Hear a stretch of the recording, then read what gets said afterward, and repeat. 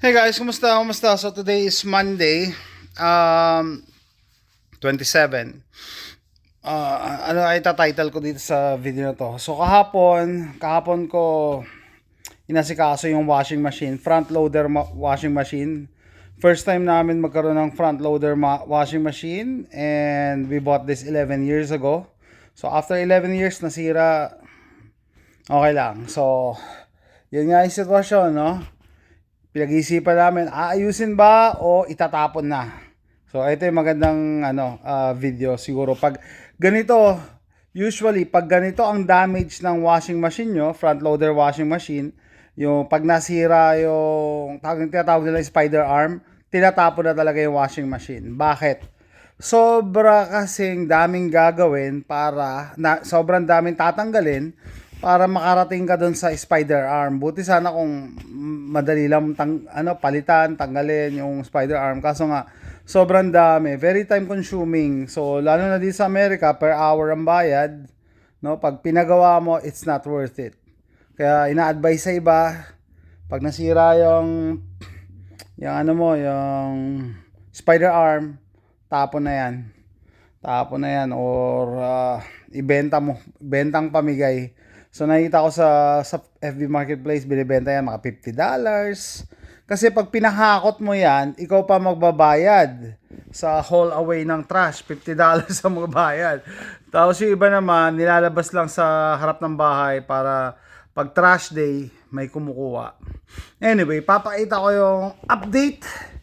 No? So ito na yung washing machine, front loader washing machine. Ito na yung natira sa kanya. Yan siya. Washing machine. Yan na. At ito po yung spider arm na tinatawag. Pag nasira to, tatapon mo na kasi yung amount of work to get to the part ay masyado matrabaho, time consuming. So binili ko to sa Amazon around $85, $90 kasama tax. And I think hindi to steel Hindi to steel, alloy to. Alloy. Yeah, alloy. Bakit? Kasi hindi pwede ang steel dahil mababasa, no? Matatalsikan, kakalawangin. Pero ito pala nasisira din, nadudurog. Hindi ko alam nga paano, sa bagay, 11 years. June na siya madurog. Ito na po yung washing machine. Yeah. Nung nakita na misis ko, yun na yung washing machine. Talagang magbabayad ka talaga pag ganyan, no? Ganyan, halos tinanggal na lahat kahan na lang talaga natira and na-drain dito yung yung mga basag-basag, yung mga nadurog na part nung meron pa nga dyan natira sa loob no? Tapos nung binaklas ko to, na-realize ko yung suspension niya kailangan na rin palitan kasi yung kita niyo yung suspension na yun nakababa. Ito, nakataas. So, ibig sabihin, okay pa to. Yun, hindi. Yun, gitna. Ito, wala na. Nakababa na to. Wala na to. So, yun nga, matrabaho and madami kang papalitan. Pero, first time ko tong gawin. Thank you sa YouTube. Sinusundan ko lang yung YouTube, no? Ang pagkakamali ko lang ay paisa-isa yung order ko. So, dumating na yung spider arm. Tapos na-realize ko, kailangan palitan mo na rin to. Tapos, kailangan palitan na rin natin yung bearing. Kailangan pa rin palitan yung gasket. Sana isang order na lang pala. Kaya pala hindi ko in-order lahat yun. Kasi sabi ko, baka naman may sira siya na hindi lang spider arm na beyond repair. Okay? Kaya sabi ko, beyond repair na. Hindi na maayos. So, na-imagine ko, siguro sabi ko pag may sira yung tab, alam mo, umorder ka ng tab. So, ito na siya, guys. Ito ko. Buo pa naman siya. No, wala pa namang kasi nung narinig ko talaga yung ingay, hindi ko na ginamit yan. May gas, pero pwede pa yan. Ito po yung sira. Ito yung sira, guys. Ayun, gulat nga ako. Paano durog to? Durog siya, para siyang lupa na semento. Yan. Tapos tinatanggal ko yung mga tornilyo. Ito. Ayan, tatanggalin natin, papalitan natin. Tapos kailangan linisin ko rin to. 11 years yun, dumi. Naipon na rin yung mga dumi. Pero at least buo pa. So, ang iisip ko nga pagka binaklas ko siya at na-realize ko na hindi na pala kayang ayusin, gagawin ko na lang tong burn barrel. Dito ako magsusunog. Pero ayos pa Yun lang ang sira. Ito lang ang sira nyo.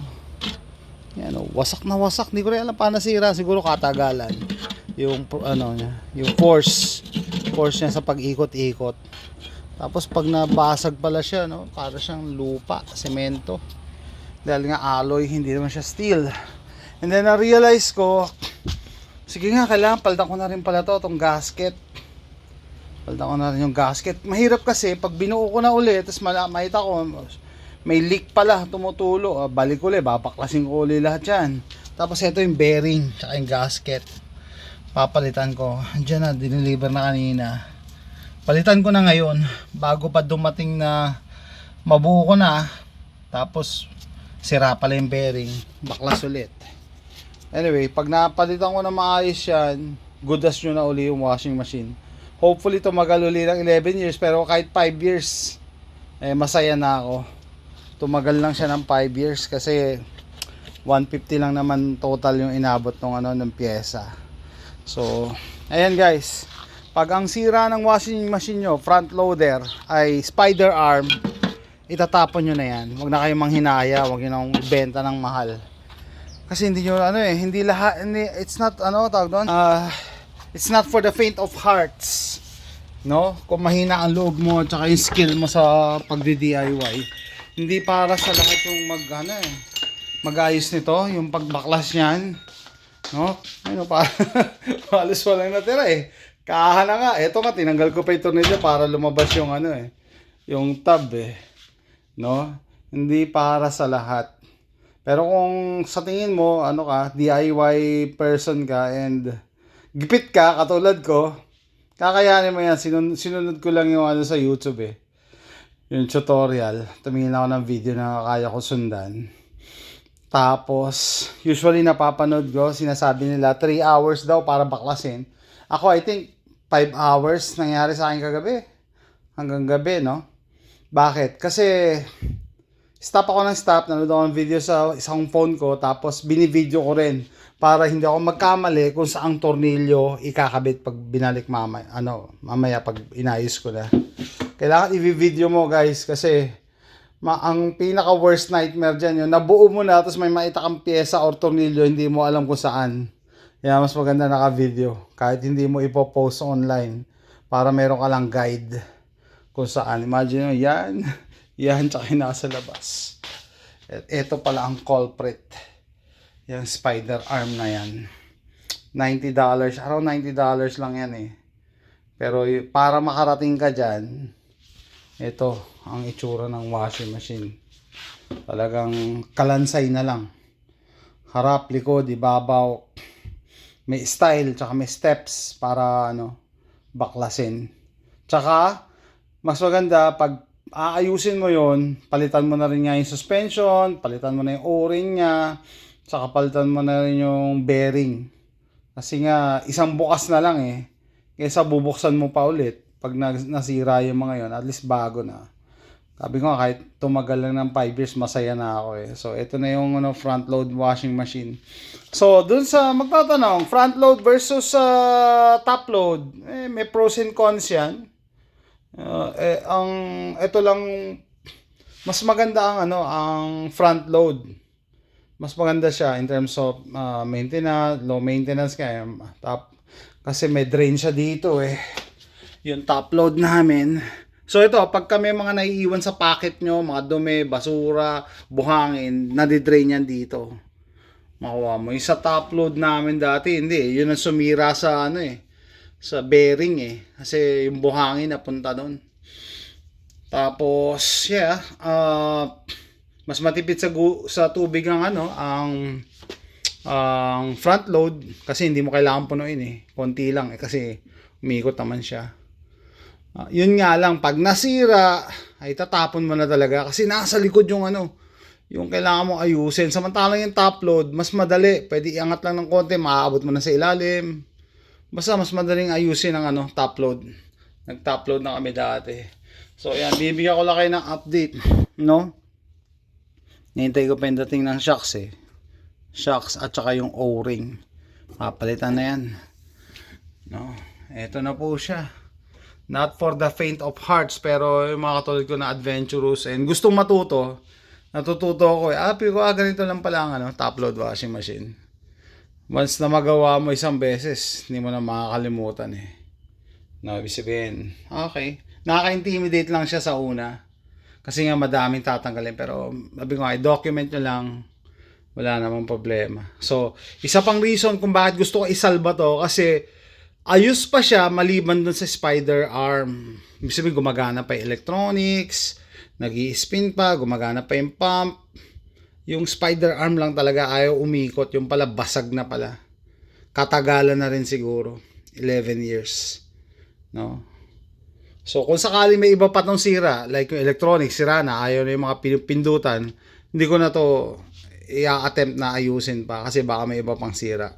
And yun nga, no, you're saving the planet pagka inaayos mo yung mga gamit mo kasi hindi ka magtatapon. Magagamit pa na ilang taon. 'Di ba? Kahit it's not a matter of may pambili o wala Kahit nga may pambili kami, mas preferred ko na tignan ko muna kung kaya ko pa isalba kaysa tapon ng tapon. At saka talaga nakapanghinayang kasi tumatakbo pa talaga to. Anyway, bigyan ko lang ng update, no? Kung nasaan na ako sa aking repair journey, DIY journey. Dito kasi sa Amerika, mahal ang labor mura ang pyesa, no? So, might as well try. Kaya sabi ko, pagka nakita kong may iba pa siyang sira, pwede ko na maisoli yung in-order ko na spider arm. No, hindi ko na bubuksan. Pwede ko isole. Pero at least nakita ko, yun lang pala ang sira. Pwede talagang ayusin. Hopefully mabalik ko na maayos. Kaya hindi ko rin minamadali Pag mamadaliin ko to, may tendency na magkamali ako. Kaya lang, slowly but surely, tapos documented, binibidyo ko talaga kada section na tinatanggal ko para meron akong babalikan na video. No? So, ayan guys. So, ulitin ko, yun na siguro gagawin kong title dito, no? Pag yung washing machine nyo ganito sira, pwede na talaga itapon. No? Pwede na talaga itapon because of the amount of work na gagawin mo pag hindi ka sanay. Anyway, yan guys. Tatapusin ko na yung vlog na to. See you next time. Sana next video ayos na to. Bye.